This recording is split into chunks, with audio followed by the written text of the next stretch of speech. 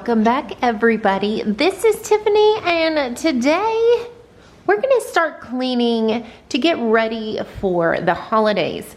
Now, we're gonna be uploading a video every day up until Christmas, and you're gonna have a task every single day that will only take about 5 minutes. So be sure, if you are new here, subscribe so that you can come along and clean with us as we get our house ready for all of those parties, whether we're having a family over or friends over. Today, we are going to be starting off by cleaning all of our ceiling fans.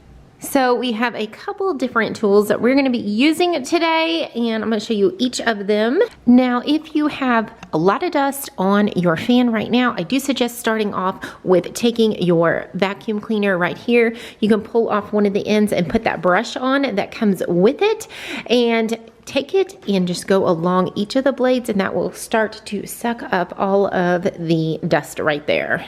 Another option that you can use is this handy little long duster here. It does extend, so if you are like me and have high ceilings, this is definitely a great tool. And all you do is take your fan here and you brush all along each of the blades. And it makes it really easy. And this is made of just some, not exactly sure what this material is, but I did get this at Walmart, and it is definitely come in handy and very convenient.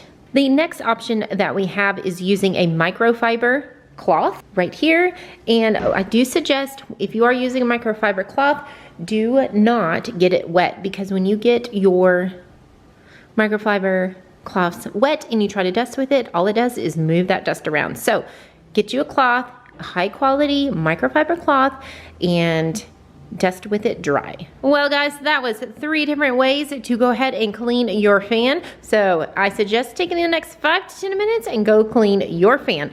Now, let me know in the comments below which one is your favorite way to clean a fan. Be sure to subscribe. We'll have another quick cleaning video tomorrow.